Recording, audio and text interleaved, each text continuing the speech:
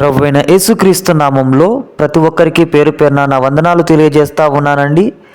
ఈరోజు దేవుని వాగ్దానం ఎఫెసీయులకు రాసినటువంటి పత్రిక 5వ అధ్యాయము 18వ వచనము. మరియు మద్యముతో మత్తులయ్యుండకుడి, దానిలో దుర్వ్యాపారము కలదు, అయితే ఆత్మపూర్ణులయ్యుండుడి. హల్లెలూయా. దేవుడు ఈ దినం మనతో మాట్లాడుతూ ఉన్నటువంటి మాట, ప్రియ సహోదరి సహోదరుడా, అయితే ఈ లోకంలో ఉన్నటువంటి మద్యముతో అంటే మత్తు కలిగి నీవు ఉండకూడదు అనేసి దేవుని వాక్యం సెలవిస్తూ ఉంది. అయితే ఆత్మపూర్ణులై, హల్లెలూయా, ప్రార్థన యందు కావచ్చు, వాక్యమందు కావచ్చు, దేవుని సన్నిధిలో కావచ్చు, దేవుణ్ణి ప్రకటించు విషయంలో కావచ్చు, నీవు పరిపూర్ణము కలిగి ఉండాలి అనేసి దేవుడు ఆశపడతా ఉన్నాడు. హల్లెలూయా. పరిపూర్ణమైనటువంటి జ్ఞానము కలిగి మనం జీవించాలి అనేసి దేవుడు ఆశపడతా ఉన్నాడు. ఇప్పుడు మనం చూసినట్లయితే ఈ దినంలో పున్నమి అనేసి చందమామ ఎంత పూర్ణముగా మనకి కనిపిస్తూ ఉంటుందో, ఆ అందాన్ని చూసినప్పుడు, ఆ వెన్నెల్ని చూసినప్పుడు మనం ఎలాగైతే ఆనందపడతా ఉన్నామో అట్టి రీతిగా పూర్ణ ఆత్మ కలిగి మనం జీవించాలి అనేసి, పూర్ణ వివేకము కలిగి దేవుని సన్నిధిలో దేవుని యొక్క బాటలో నడవాలి అనేసి దేవుడు ఇష్టపడతా ఉన్నాడు. హల్లెలూయా. అయితే ప్రియ సహోదరి సహోదరుడా, ఈరోజు నువ్వు మత్తురాలివయ్యి, మత్తుని వేయేసి లోకంలో ఉన్నటువంటి దుర్వ్యాపారంతో కలిగినటువంటి ఆ మద్యాన్ని సేకరించి ఆ మద్యము తాగి నువ్వు మత్తుని వేయతో ఉంటా ఉన్నావేమో. అయితే దేవుడు ఇక్కడ సెలవిస్తా ఉన్నటువంటి మాట, అట్టి మత్తుతో కాదు, కానీ నీవు దేవుని సన్నిధిలో, దేవుని ప్రార్థన యందు, దేవుని యొక్క ఆత్మ యందు నువ్వు వర్ధిల్లాలి అనేసి దేవుడు ఇష్టపడతా ఉన్నాడు. హల్లెలూయా.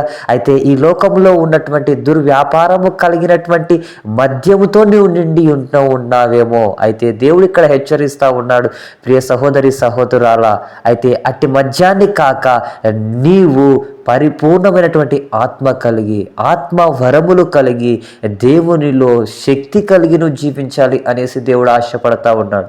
హల్లెలూయా.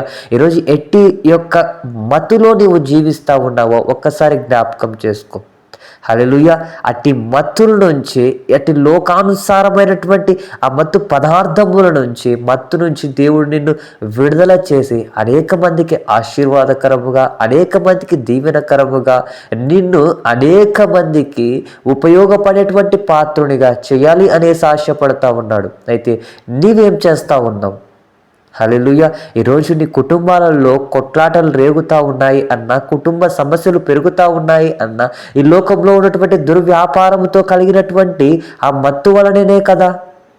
హల్లెలూయా. అయితే ఈరోజు ఎందుకు నువ్వు దానికి బానిస అవుతా ఉన్నావు? ఈరోజు ప్రార్థనకి బానిసక, వాక్యానికి బానిసక నీ కుటుంబాన్ని కడుతుంది, నీ జీవితాన్ని నిలబెడుతుంది, అనేక మందికి ఆశీర్వాదకరంగా నీవు ఉంటావు. అయితే ఈ లోకానుసారమైనటువంటి మనుషులను చూసి, స్నేహితులను చూసి, వాళ్ళు చేస్తున్నారు కదా, నేను చేయాలి అనేసి వాళ్ళు చేస్తూ ఉన్నారు అనేసి అట్టి దానికి నువ్వు వెళ్ళక ఆత్మపూర్ణుడివై ఉండాలి అనేసి దేవుడు ఇష్టపడతా ఉన్నాడు. హల్లెలూయా. అట్టి రీతైనటువంటి కృప ప్రతి బిడ్డ మీద కుమ్మరించబడును గాక.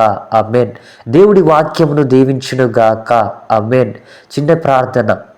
మిక్కిలి ప్రేమ కలిగిన దేవా, నీకు స్తోత్రాలు నాయనా. మరి మాట్లాడినటువంటి ఎఫెసీ గ్రంథమును బట్టి నిన్ను స్తుతిస్తున్నాను, గణపరుస్తున్నాను అయా. మరి నేను తండ్రి, ఈ లోకానుసారమైనటువంటి మత్తు కలగక ప్రవ్వ, ఆయా పరిపూర్ణమైనటువంటి నేను తండ్రి ఆత్మచేత మేమందరము నడిపింపబట్టకు కృపను దయచేయమని, సహాయము జరిగించమని యేసు క్రీస్తు నామంలో అడిగి వేడుకుంటున్నాను తండ్రి. ఆమేన్.